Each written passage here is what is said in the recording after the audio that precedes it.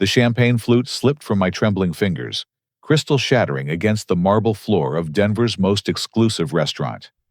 24 years of my life had just been reduced to a single, devastating sentence that my mother delivered with surgical precision in front of our entire extended family. I had graduated summa cum laude from the University of Colorado, with an engineering degree, landed a dream job at Lockheed Martin, and thought tonight would finally be my moment to shine. Instead, Linda stood at the head of our elegantly set table, her voice cutting through the celebratory atmosphere like a blade through silk, and said the words that would change everything forever. The silence that followed my mother's declaration stretched across the restaurant like a suffocating blanket. Aunt Patricia's fork hung suspended halfway to her mouth, her eyes wide with disbelief.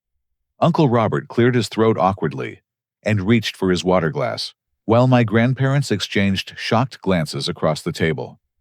My younger brother Marcus shifted uncomfortably in his chair, suddenly finding great interest in the pattern on his dinner plate. "Linda, what on earth are you talking about?" Aunt Patricia finally managed her voice barely above a whisper. The concern in her tone was palpable, and I could see her struggling to process what she had just witnessed. My father David remained completely silent, his face an unreadable mask as he methodically cut his steak into precise pieces. His lack of reaction told me everything I needed to know. This was not a spontaneous outburst of emotion. This was calculated, planned, and he was complicit in every word. I forced myself to breathe steadily, drawing upon years of practice in controlling my reactions to their emotional manipulation. Growing up, I had learned to internalize every slight, every comparison to Marcus, every dismissal of my achievements. Tonight was supposed to be different. Tonight was supposed to be about my accomplishments, my future, my worth as a human being. Theodore has always been ungrateful. My mother continued, her voice gaining strength as she warmed to her topic. We sacrificed everything for him, and what do we get in return? Nothing but disappointment and attitude. The words hit me like physical blows, each one carefully chosen to maximize damage. I thought about the countless nights I had worked at the campus library to pay for textbooks, while Marcus received weekly allowances without question. I remembered applying for scholarships in secret, because my parents claimed they would handle my education costs, only to inform me 2 weeks before freshman year that I was on my own financially. My grandfather, a man who had served in Vietnam and rarely showed emotion, slowly placed his napkin on the table. "Linda, that is enough," he said firmly. "This young man just graduated at the top of his class. He should be celebrated, not attacked." "Dad, you do not understand," my mother replied, turning her attention to him with practiced ease. "Theodore has been manipulating all of you for years. He plays the victim while we struggle to deal with his problems." The accusation was so far from reality that I actually felt dizzy. What problems? I had never been arrested, never used drugs, never gotten into trouble at school. My biggest rebellion had been staying late at the engineering lab to perfect my senior project. I had never asked them for money since starting college, never caused drama at family gatherings, never given them any legitimate reason for concern. Marcus finally spoke up, his voice uncertain and strained. "Mom, maybe we should talk about this at home." Even he seemed uncomfortable with the public nature of this attack, though his suggestion to move the conversation rather than stop it entirely revealed where his loyalties lay. "No, Marcus. Everyone needs to hear this," my mother insisted. "Theodore needs to understand that his behavior has consequences." I realized with growing clarity that this entire evening had been orchestrated as a public execution of my character. The choice of restaurant, the timing after graduation, the presence of extended family members who rarely gathered together. My mother had planned this moment to cause maximum humiliation and damage to my relationships with people who had always supported me.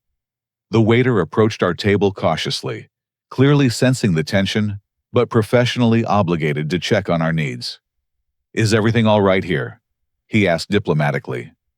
"We are fine," My father finally spoke his first words of the evening. "Just a family discussion." As the waiter retreated, I caught a glimpse of other diners stealing glances at our table. The raised voices and obvious distress had attracted unwanted attention, adding another layer of embarrassment to an already unbearable situation. I felt heat rising in my cheeks as I realized that strangers were witnessing what should have been a private family moment. But the worst revelation came when I overheard a whispered conversation between my parents during the brief lull in their attack.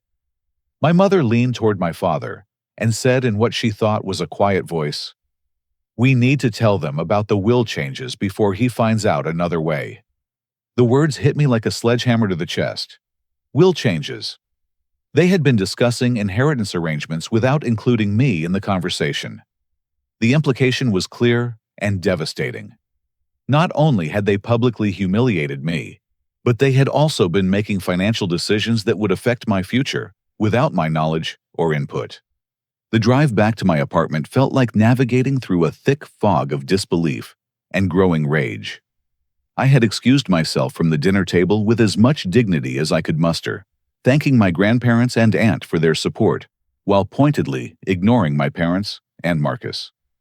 The concerned looks from the supportive family members had followed me out of the restaurant, their expressions a mixture of confusion and sympathy. My hands shook as I unlocked my apartment door, the adrenaline from the confrontation still coursing through my veins. I had worked 2 jobs throughout college to afford this small but clean one-bedroom place, proud of my independence, even as I struggled to make ends meet. Tonight, however, the space felt like a refuge from the chaos of my family dynamics. I barely had time to process what had happened before my phone began buzzing with text messages. The first came from my father. "We need to talk. Come home tomorrow morning. Your mother wants to explain herself properly." The casual tone infuriated me more than outright hostility would have. There was no apology, no acknowledgement of wrongdoing, just an expectation that I would comply with their demands as I always had in the past. The second message arrived from Marcus. "Dude, that was intense. Mom is really upset. Maybe you should apologize and smooth things over." Apologize. For what?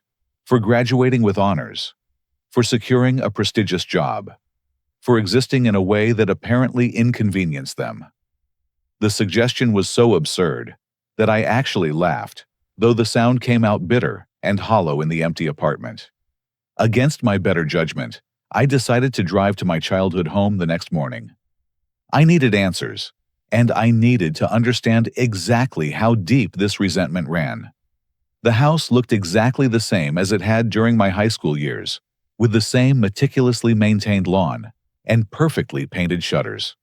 My mother had always cared more about appearances than substance, and the facade of their home reflected that priority perfectly.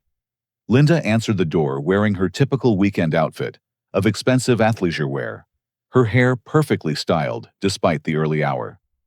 "Theodore, good. Come in. We have things to discuss." The living room felt smaller than I remembered, perhaps, because I had grown both physically and emotionally since living there full-time. Family photographs lined the mantelpiece, and I noticed with fresh eyes how many featured Marcus prominently, while including me as an afterthought or omitting me entirely. "Sit down," my father instructed from his recliner, not bothering to look up from his newspaper. The command rankled, but I chose my battles carefully and took a seat on the couch where I had spent countless hours as a child dreaming of a different life.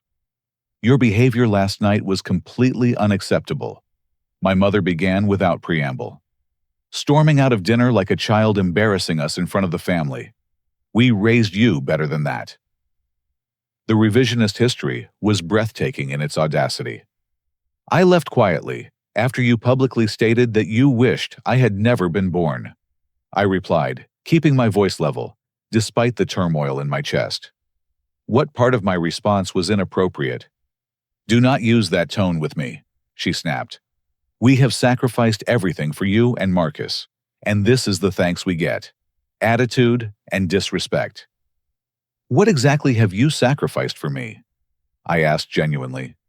Because I paid for my own college education, my own apartment, my own car. I have not asked you for financial support since I was 18 years old." My parents exchanged a look that I could not quite interpret, but it made my stomach clench with apprehension. My father folded his newspaper and set it aside, finally giving me his full attention for the first time in years. "Theodore, your mother and I have been discussing your future, and we think it is time for some tough love," he said in the patronizing tone he had used throughout my childhood. "You have always been academically gifted, but you lack emotional maturity and gratitude. We worry that success will go to your head." The words were carefully crafted to sound reasonable, while delivering maximum psychological damage. They were positioning themselves as concerned parents, making difficult decisions for my own good, when the reality was far different and far more cruel. "We never wanted children," my mother said suddenly, the words tumbling out with surprising honesty. "I had plans for my art career galleries, interested in my work opportunities that disappeared when I got pregnant with you. Your father wanted me to get an abortion, but I thought maybe motherhood would be different than I imagined." The revelation hit me like a physical blow, but it also provided crucial context for 24 years of inexplicable coldness and resentment. I had not been an unwanted accident, as they had always claimed. I had been a deliberate choice that they came to regret, and they had spent my entire life making sure I understood my role as the source of their disappointment. Marcus was different. She continued apparently unburdened by any sense that this conversation might be damaging. By the time he came along, we had adjusted our expectations. We knew how to be parents by then. The favoritism that had shaped my childhood suddenly made perfect sense. Marcus had not been more lovable or more deserving of their attention. He had simply arrived at a time when they were resigned to parenthood, rather than actively resenting it. I had been the experiment, the practice run, the mistake they learned from. "We have been telling the family about your problems for months now," my father added matter-of-factly. "Your attitude, your sense of entitlement, your lack of gratitude. Last night was simply the final straw." Problems that existed only in their imagination, shared with extended family members who had no context for the accusations. They had been systematically poisoning my relationships with people who cared about me, creating a narrative where I was the problem, and they were the long-suffering parents dealing with a difficult child. I felt something fundamental shift inside me as I absorbed this information. The desperate need for their approval that had driven so many of my decisions suddenly evaporated, replaced by a cold clarity about the true nature of our relationship. They had never intended to love me unconditionally. They had been waiting for me to fail, hoping I would prove their initial instincts about parenthood correct. "The inheritance situation has been finalized," my mother announced with evident satisfaction. "Marcus will receive everything when the time comes. He has shown loyalty and respect, qualities that you have never demonstrated." The financial manipulation was the final piece of a puzzle I had been trying to solve my entire life. They had withheld emotional support, sabotaged my relationships with extended family, and now they were ensuring that any future financial security would depend on my continued submission to their version of reality. But instead of devastation, I felt an unexpected sense of liberation. They had finally shown me exactly who they were and what I could expect from them. The uncertainty and hope that had kept me trapped in cycles of disappointment were gone, replaced by the freedom that comes from understanding the truth about people who will never change. The conversation with my parents left me feeling simultaneously hollow and strangely energized. I drove back to my apartment through the familiar streets of my childhood neighborhood, seeing everything with new eyes. The houses where my friends had lived, the park where I had played as a child, the school where I had first learned that academic achievement could not buy parental affection. All of it felt like artifacts from someone else's life. I called my best friend Jake as soon as I walked through my apartment door, needing to talk to someone who knew me well enough to provide perspective on what I had just experienced. We had been roommates during our sophomore year of college, and he had witnessed enough phone calls with my parents to understand the dynamics at play. "That is absolutely insane," Jake said after I recounted the previous 24 hours. "I mean, I knew your parents were cold, but this is next-level psychological warfare." His validation meant more to me than I could express. For years, I had wondered if I was being too sensitive or reading too much into their behavior. Having someone else confirm that their treatment was abnormal and unacceptable gave me permission to trust my own perceptions. The inheritance thing is what really gets me. I continued pacing around my small living room. Not because I was counting on their money, but because they were planning it behind my back while pretending everything was normal. How long have they been making decisions about my life without including me? "Probably forever," Jake replied bluntly. "Remember when you applied for that engineering scholarship senior year and never heard back? You were convinced your application got lost. But what if it did not get lost? What if someone intercepted it?" The suggestion sent a chill down my spine. My parents had insisted on having all my mail forwarded to their address during college, claiming it was easier for paperwork and tax purposes. I had trusted them completely, never imagining they might screen my correspondence for their own purposes. That is paranoid thinking, I said, but even as the words left my mouth, I was not convinced.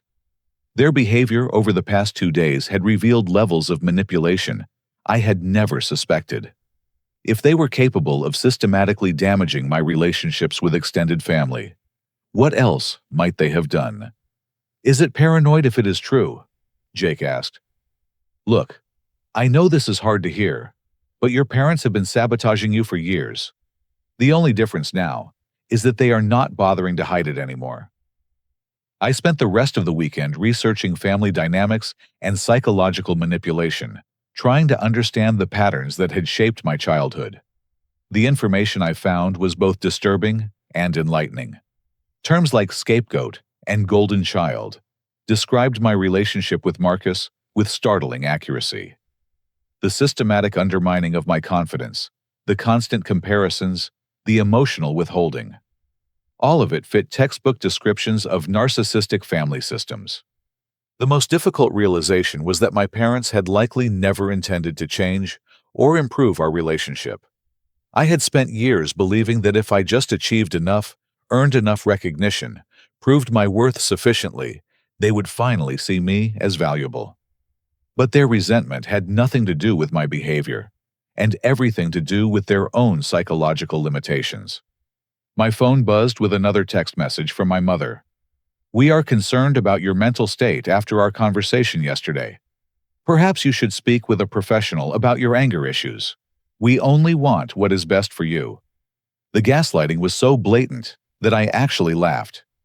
They had spent 2 days attacking my character and revealing their true feelings about my existence, and now they were suggesting I needed professional help to deal with my anger issues. The manipulation was transparent, but I could see how effective it would be with someone who still hoped for reconciliation. Instead of anger, I felt a strange sense of peace settling over me. For the first time in my adult life, I had complete clarity about who my parents were and what I could expect from them.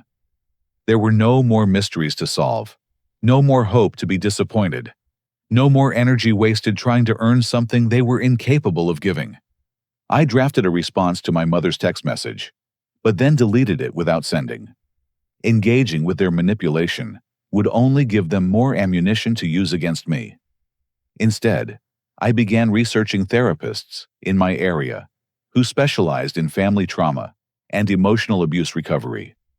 The decision to seek professional help felt like taking control of my own narrative for the first time.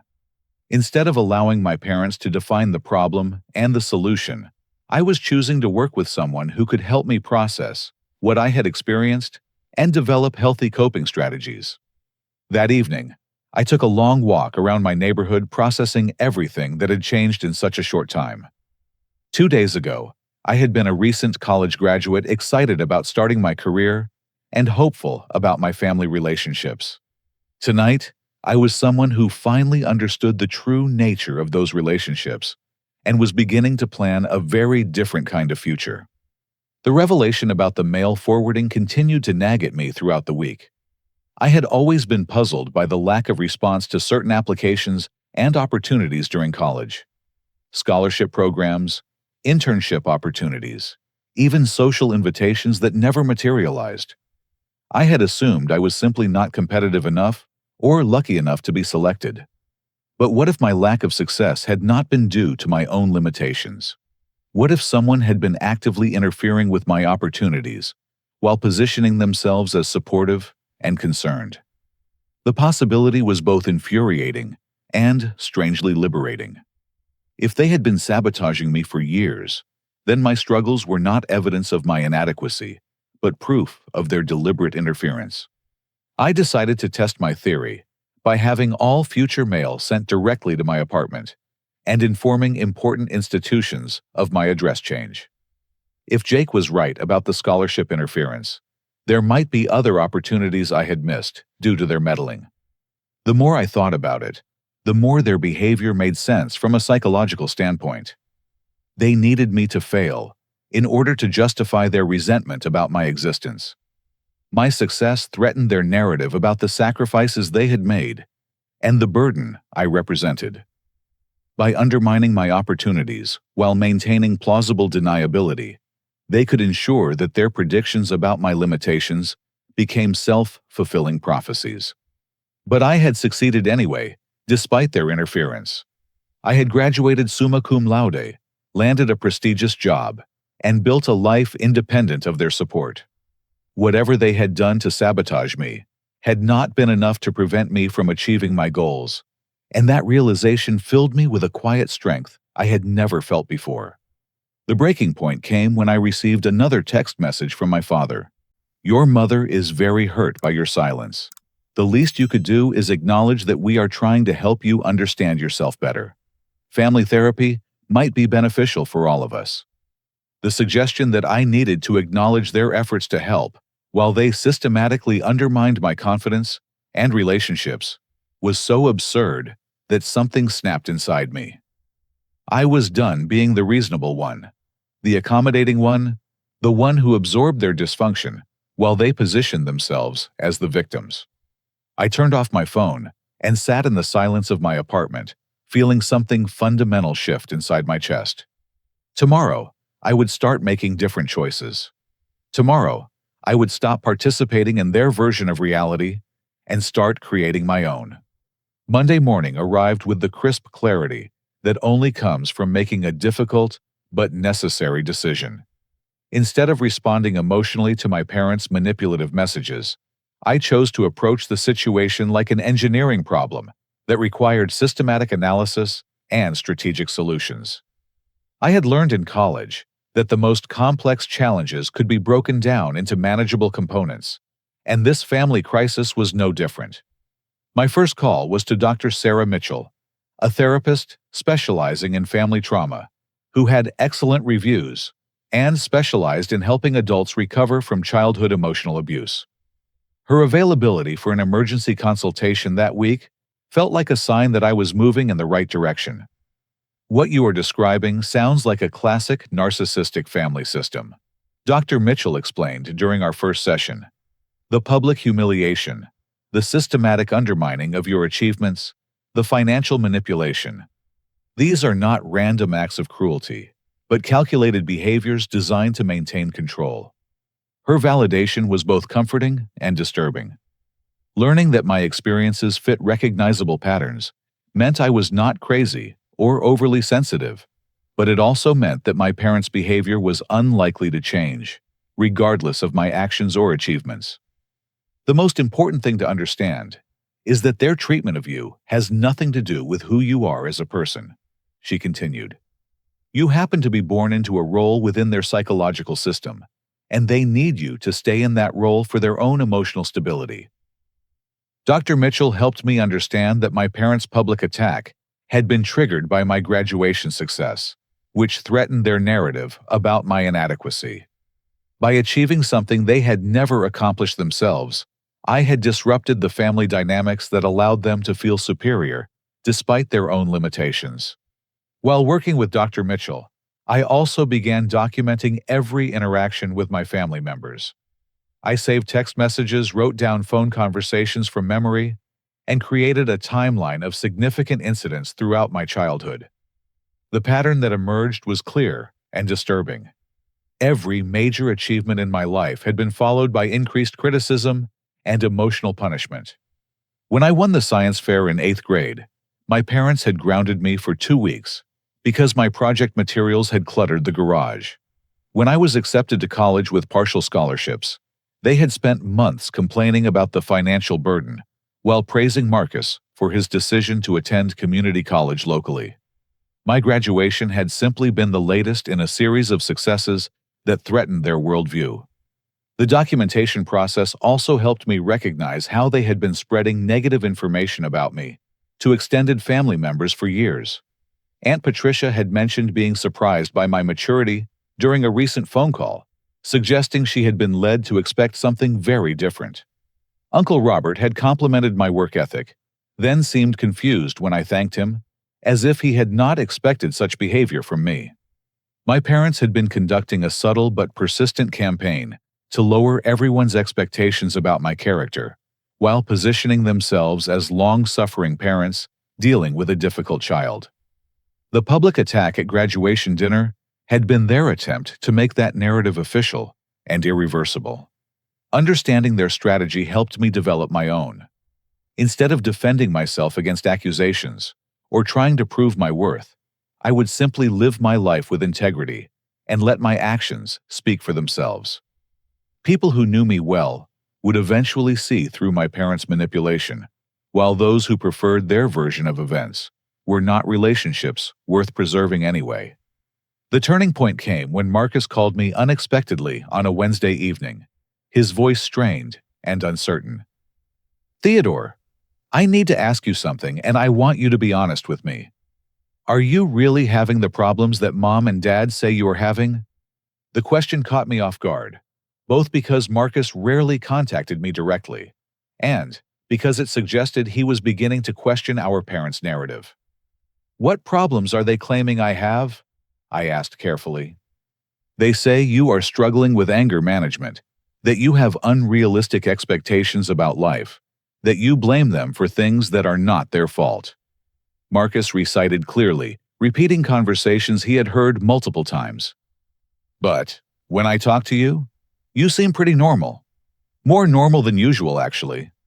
I realized this was a crucial moment that could either rebuild our relationship or destroy it permanently.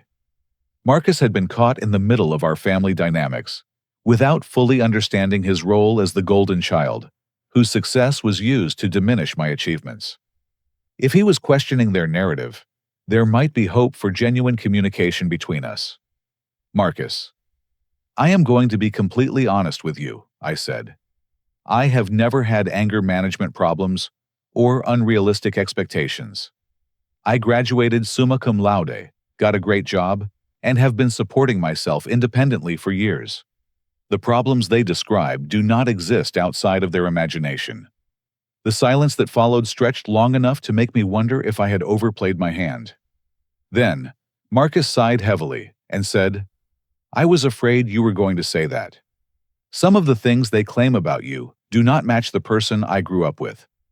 "What made you start questioning their version?" I asked. "The graduation dinner," he admitted.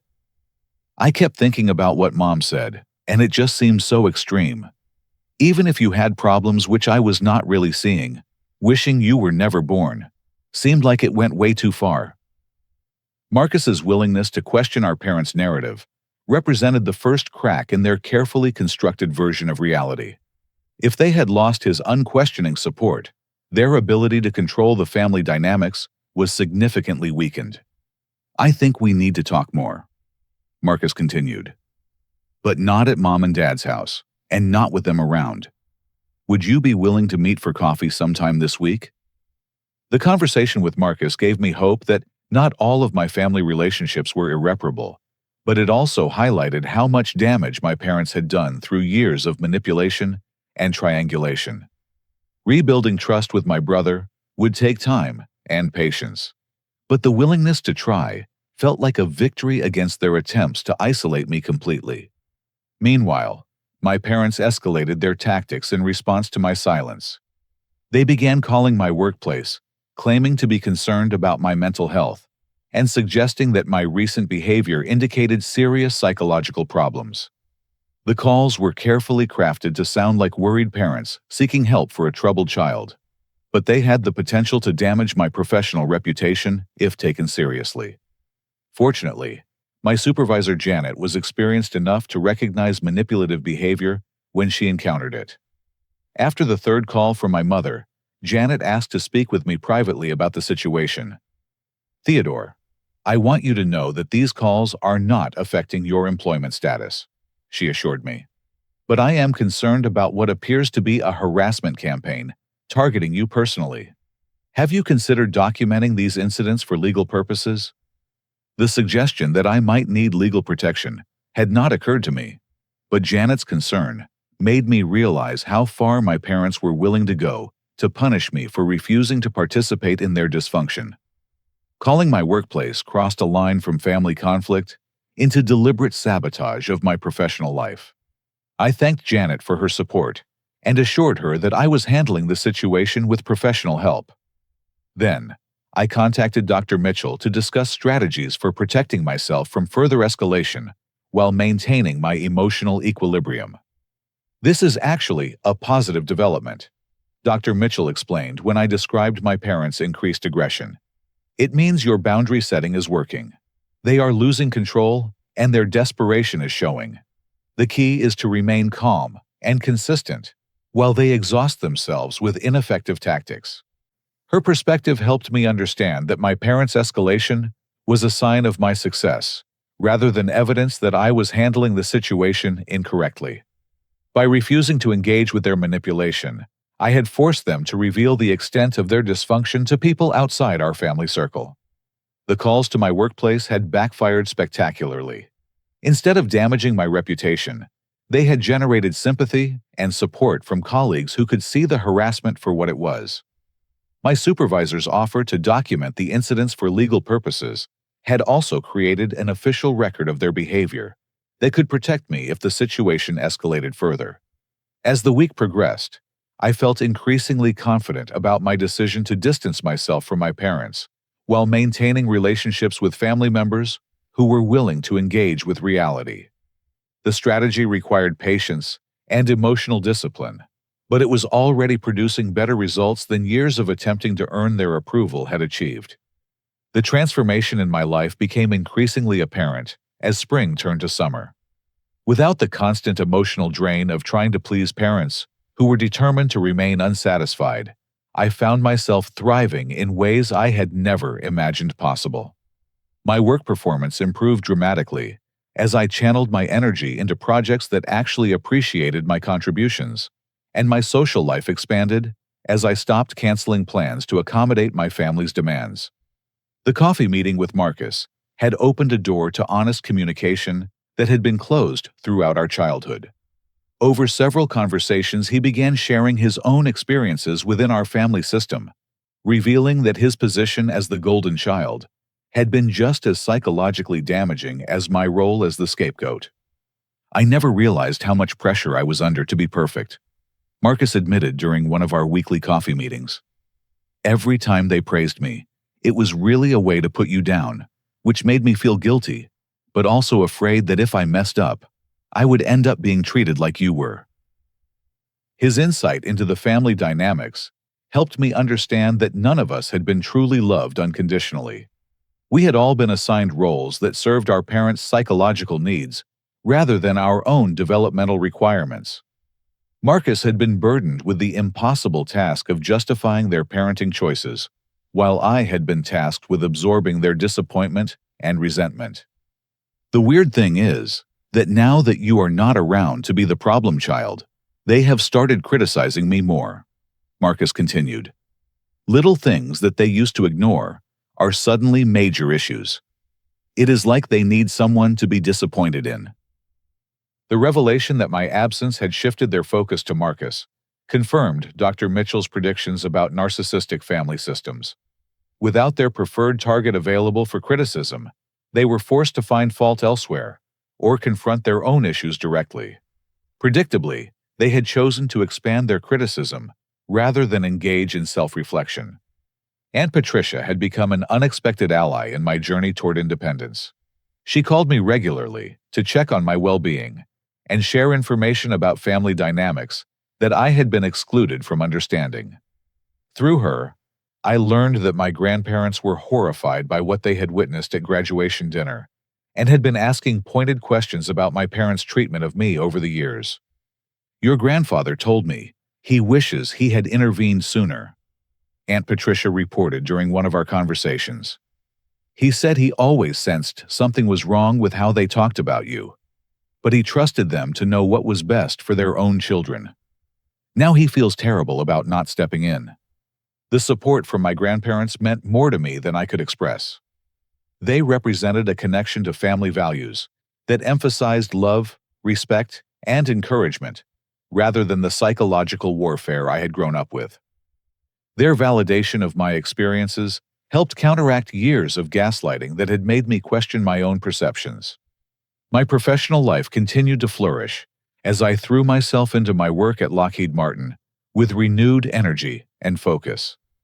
Without the constant background stress of managing my parents' emotions and expectations, I was able to concentrate fully on the innovative aerospace projects that had drawn me to the field in the first place. My supervisor, Janet, had become something of a mentor, recognizing my potential and providing opportunities for advancement that accelerated my career trajectory. When a position opened up in the Advanced Propulsion Research Division, she recommended me for the role despite my relatively recent graduation. "You have something special, Theodore," Janet told me during the interview process. "There is a clarity of thought and purpose in your work that is rare for someone your age. Whatever personal challenges you have been dealing with lately seem to have focused your priorities in a very positive way." Her observation was more accurate than she realized. Cutting ties with my parents had eliminated the cognitive dissonance that came from trying to maintain relationships with people who actively undermined my confidence and success. Without their voices in my head, questioning my abilities and worth, I was free to pursue excellence without the self-doubt that had previously held me back. The new position came with a significant salary increase and opportunities to work on cutting-edge technology that could shape the future of space exploration. As I signed my employment contract, I reflected on the irony that my parents' attempt to destroy my confidence had ultimately freed me to achieve more than I had ever thought possible. Around the same time, I met Amanda Richardson at a professional networking event for young engineers. She was brilliant, funny, and refreshingly straightforward in her communication style. Unlike the people I had grown up with, Amanda said what she meant and meant what she said, creating a foundation for trust that felt revolutionary after years of navigating my parents' manipulation. "You seem like someone who has figured some important things out recently," Amanda observed during our third date. "There is a peacefulness about you that suggests you have stopped fighting battles that were not worth winning." Her intuition was remarkable, and I found myself sharing more about my family situation than I had intended. Instead of being frightened away by the complexity of my background, Amanda listened with the analytical mind of an engineer and the empathetic heart of someone who genuinely cared about my well-being. "It sounds like you made the healthiest choice available to you," she said, after I finished explaining my decision to distance myself from my parents. "Some people spend their entire lives trying to fix relationships that were broken from the beginning. You recognized the futility early enough to save yourself decades of frustration." Amanda's perspective on my situation was both validating and practical. She had grown up in a loving family where conflicts were resolved through honest communication and mutual respect, giving her a clear standard for what healthy relationships should look like. Her support helped me understand that my expectations for family relationships had not been unrealistic, just misplaced. As summer progressed, my parents made several desperate attempts to regain control over the narrative and my behavior. They showed up at my apartment unannounced, claiming they wanted to work things out, but actually attempting to manipulate me into resuming contact on their terms. When I refused to engage with their tactics, they escalated to contacting my employer again and reaching out to mutual friends with stories about my supposed mental health crisis. Each attempt to undermine my independence backfired more spectacularly than the last. My colleagues at Lockheed Martin had witnessed my professional competence firsthand and were not swayed by anonymous claims about my psychological stability. Friends who knew me well were confused by my parents' characterizations of my behavior, which bore no resemblance to the person they interacted with regularly. The final straw came when my parents appeared at my workplace during lunch hour, demanding to speak with me about my concerning behavior patterns. Security was called when they refused to leave the premises, creating a scene that definitively revealed their instability to my professional network. Janet handled the situation with remarkable grace, informing my parents that their harassment of an employee would not be tolerated, and documenting the incident for potential legal action if it continued. The public nature of their breakdown finally provided clear evidence of who was actually struggling with behavioral problems, and it was not me. I have dealt with difficult family situations before, Janet told me afterward, but I have never seen parents work so hard to sabotage their own child's success. You should be proud of how you have handled this situation with such maturity and professionalism. The incident at my workplace marked a turning point where my parents' behavior became undeniably problematic to everyone who witnessed it. They had overplayed their hand so dramatically that their credibility was permanently damaged, while my consistent professionalism and emotional stability spoke for itself. That evening, Amanda and I celebrated my promotion to the Advanced Propulsion Research Division, with dinner at the same restaurant where my parents had attempted to destroy me just a few months earlier. The symbolism was not lost on either of us, as we toasted to a future built on authentic relationships and personal integrity. To choosing your own family, Amanda said, raising her glass with a smile that lit up her entire face. To choosing wisely, I replied, feeling grateful for the wisdom that had come from surviving my parents' attempts at psychological warfare. By autumn, the contrast between my thriving professional life and my parents' increasingly desperate behavior had become impossible for anyone to ignore. The advanced propulsion project I was leading had attracted attention from industry publications and government agencies, establishing my reputation as a rising star in aerospace engineering. Meanwhile, my parents' attempts to undermine my success had evolved into a pattern of harassment that was alienating them from every mutual connection we shared. The breakthrough moment came when my research team successfully tested a prototype engine design that improved fuel efficiency by 12%, while reducing emissions significantly. The achievement earned coverage in several trade publications and an invitation to present our findings at the International Aerospace Conference in Seattle. For the first time in my career, I was being recognized not just as a promising young engineer, but as an innovator whose work could influence the future of space exploration. The recognition should have been purely celebratory, but my parents managed to insert themselves into the narrative in the most destructive way possible. They contacted the local newspaper that was planning to run a story about my achievement, claiming that I had been struggling with mental health issues and that my success was causing concerning behavioral changes. The journalist, Sarah Chen, was experienced enough to recognize the situation for what it was and called me directly to verify the claims before running any story. Mr. Anderson, I have received some unusual phone calls about you from people claiming to be your parents, she said professionally. Given the nature of their concerns and the inconsistency with your professional reputation, I wanted to give you an opportunity to respond. I appreciated Sarah's journalistic integrity and decided to be completely transparent about the situation. My parents have been engaging in a harassment campaign against me since I chose to limit contact with them after they publicly attacked me at my graduation dinner, I explained. Their claims about my mental health have no basis in reality and appear to be retaliation for my refusal to tolerate their emotional abuse. Sarah's article, which ran the following week, focused primarily on my technical achievements, while briefly noting that I had overcome significant personal challenges to reach this level of success. The professional handling of my family's sabotage attempts actually enhanced my reputation, rather than damaging it, as readers were impressed by my ability to maintain excellence, despite dealing with such difficult circumstances. The article's publication triggered a new wave of support from unexpected sources. Dr. Rebecca Martinez, the head of the Aerospace Engineering Department at my alma mater, reached out to offer me opportunities to mentor undergraduate students who were dealing with similar family pressures.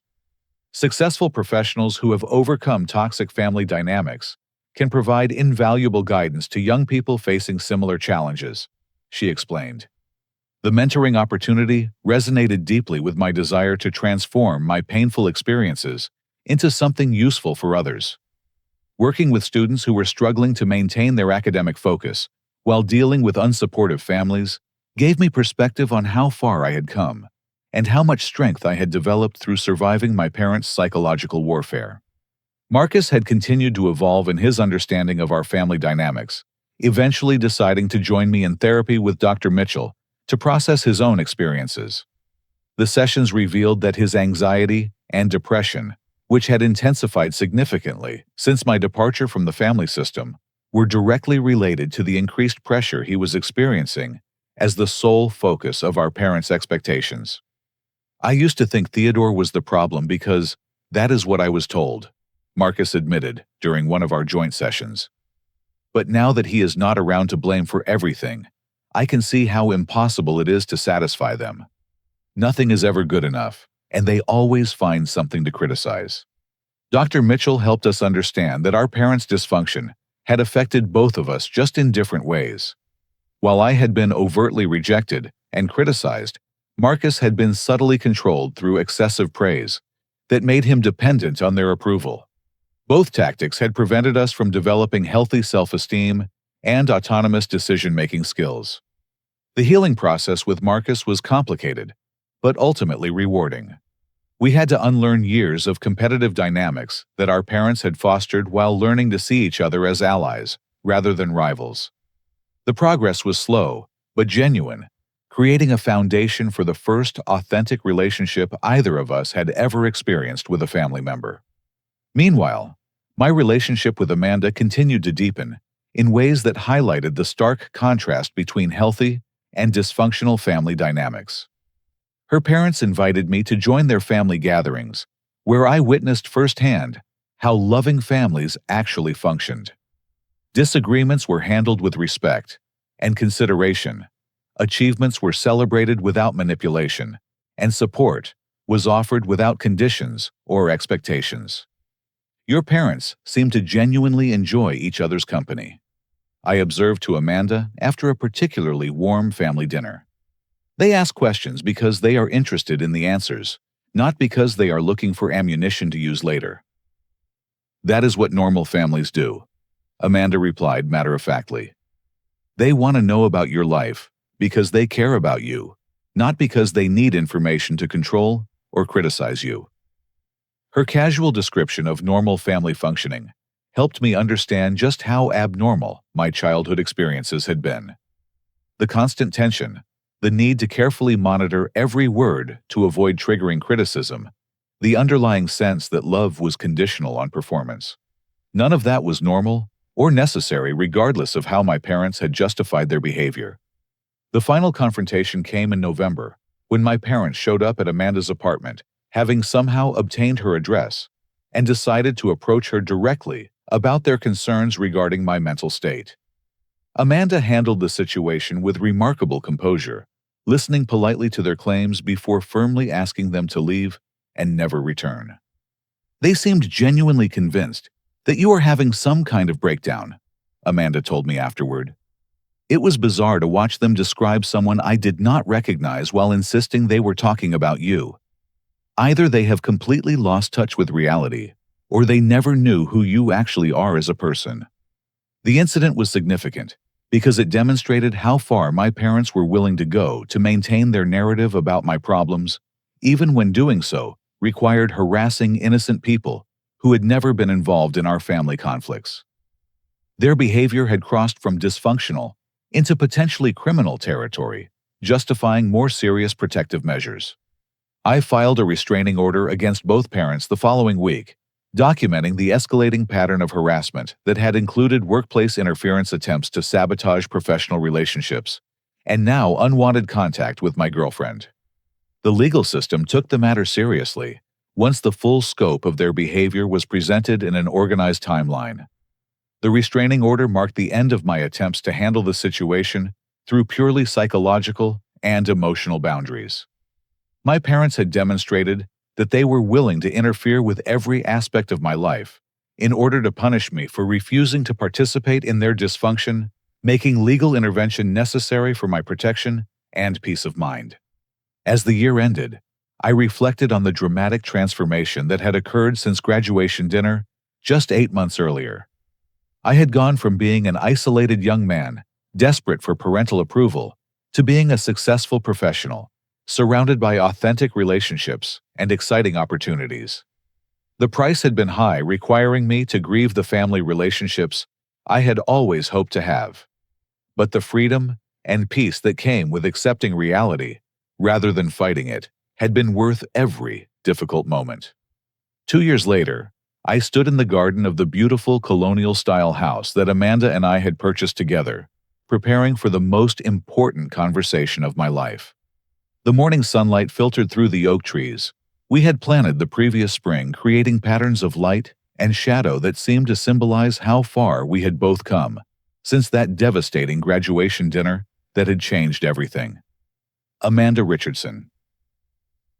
I said, dropping to one knee with the ring that had belonged to my grandmother, passed down to me by Aunt Patricia, who believed that love should be celebrated rather than weaponized.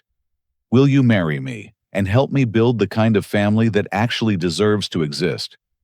Her tears of joy, as she said yes, represented everything I had learned about the difference between authentic emotion and manipulative drama.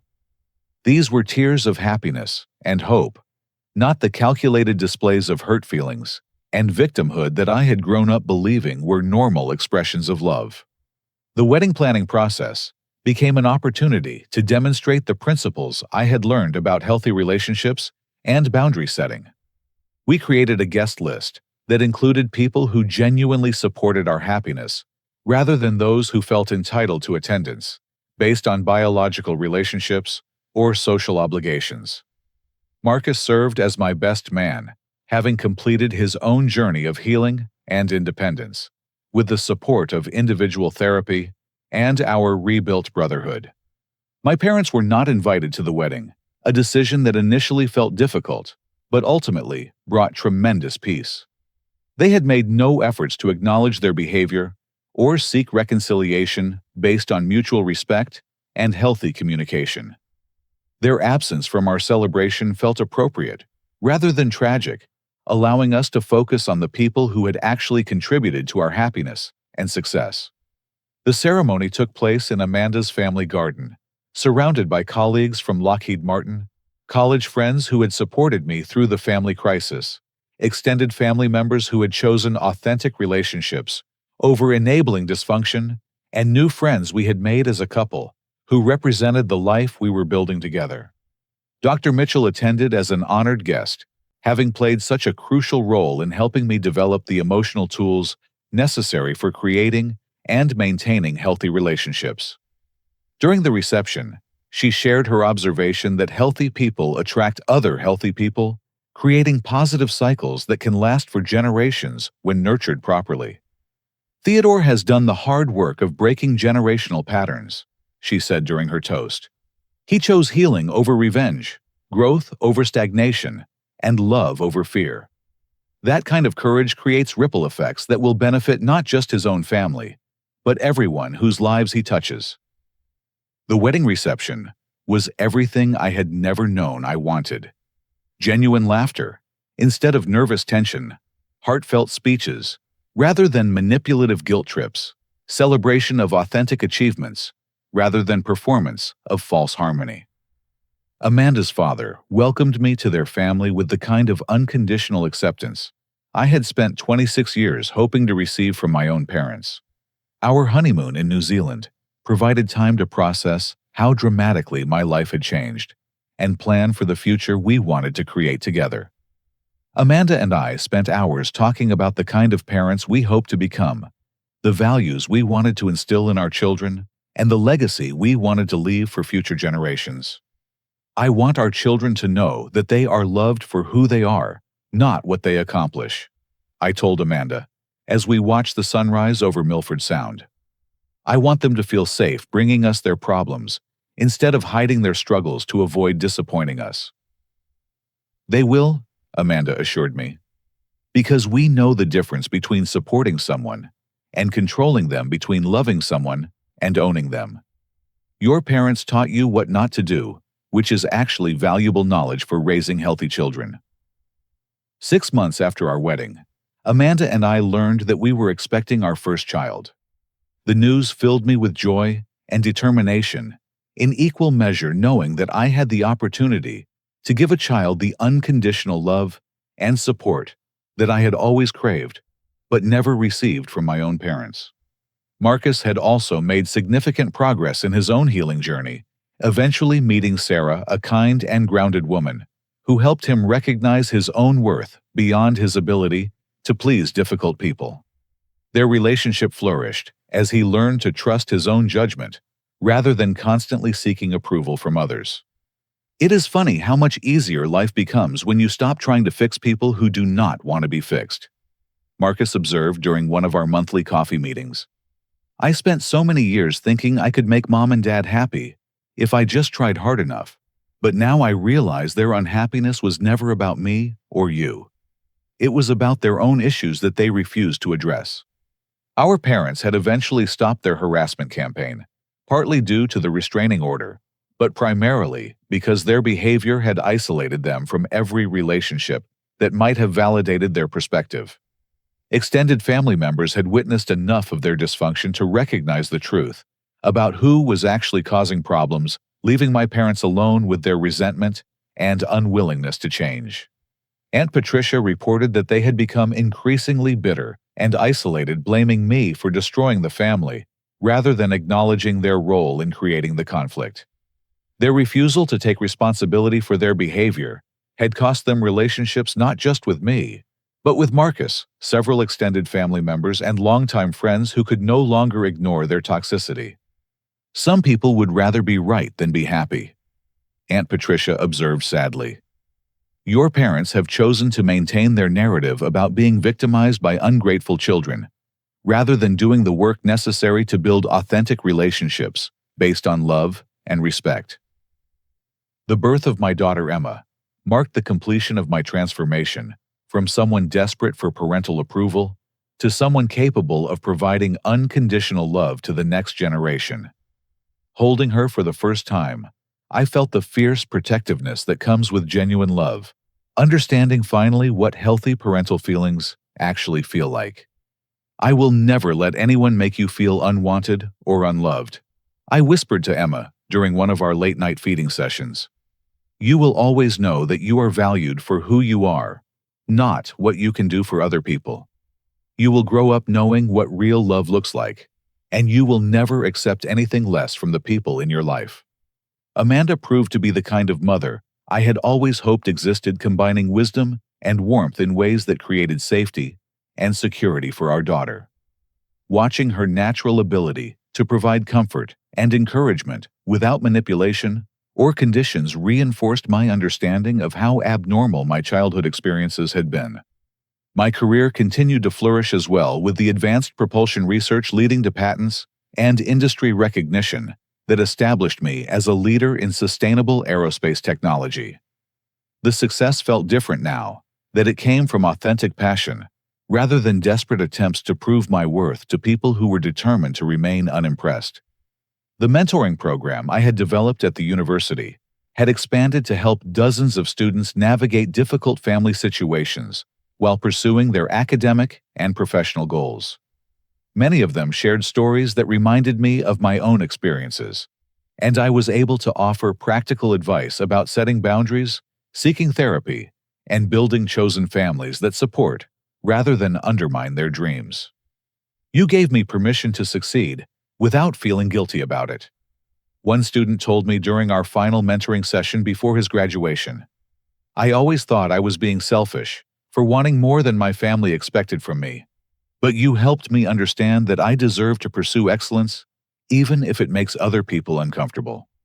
5 years after that devastating graduation dinner, I had built a life that exceeded every dream I had dared to hope for during my darkest moments. A loving marriage, a beautiful daughter, a successful career, authentic friendships, and the kind of peace that comes from knowing you are valued and appreciated for who you truly are. The transformation had required courage, professional help, and the willingness to grieve relationships that had never been what I needed them to be. But the alternative, continuing to accept emotional abuse in exchange for the illusion of family connection, would have prevented me from ever experiencing real love and authentic happiness. On Emma's first birthday, Amanda and I hosted a celebration that included all the people who had supported us through our journey toward building a healthy family. Marcus brought Sarah and their new baby son, creating the next generation of cousins who would grow up knowing what unconditional love actually looks like. To breaking cycles, Amanda toasted during the celebration. To choosing love over fear, growth over stagnation, and healing over revenge. To giving our children the gift of parents who have done the work to become worthy of their trust. As I looked around at the faces of people who had chosen to be part of our lives because they wanted to be there, not because they felt obligated or entitled, I realized that I had finally found my real family. They were not the people who shared my DNA, but the people who shared my values, my commitment to growth, and my belief that love should be unconditional and life-affirming. The little girl sleeping peacefully in my arms represented hope for the future and proof that generational patterns of dysfunction could be broken by people who were willing to do the hard work of healing and growth. She would never wonder whether she was wanted, never question whether her achievements mattered, and never accept treatment from others that diminished her worth as a human being. Emma would grow up knowing that family is not about genetics or obligation, but about choice, commitment, and the decision to love someone completely for who they are, rather than who you want them to be. That knowledge would give her the foundation to build relationships based on mutual respect and authentic affection, continuing the cycle of healing that had begun with my decision to stop accepting unacceptable behavior from people who claimed to love me. The life I had built was not perfect, but it was mine, created through conscious choices and guided by principles I had learned through surviving some of my darkest moments. Every day brought new opportunities to demonstrate the values I wanted to pass on to my daughter and to contribute to a world where children are valued and supported rather than controlled and diminished. Looking back on that terrible graduation dinner that had seemed like the end of everything I had hoped for, I could now see it as the beginning of everything I had never known I deserved. Sometimes, the worst moments of our lives are actually doorways to the best chapters we will ever write if we have the courage to walk through them and the wisdom to learn from what we find on the other side. Have you ever had to make the difficult decision to distance yourself from family members who consistently undermined your happiness and success? How did you find the strength to prioritize your own well-being over family expectations and social pressure? I would love to hear your stories in the comments below. And if this story resonated with your own experiences, please like this video and subscribe for more stories about overcoming family dysfunction and building the life you deserve. Share this with anyone who might need to hear that they deserve better than conditional love and emotional manipulation. Thank you for listening to my story, and I hope it helps you recognize your own worth and the power you have to create authentic happiness in your life.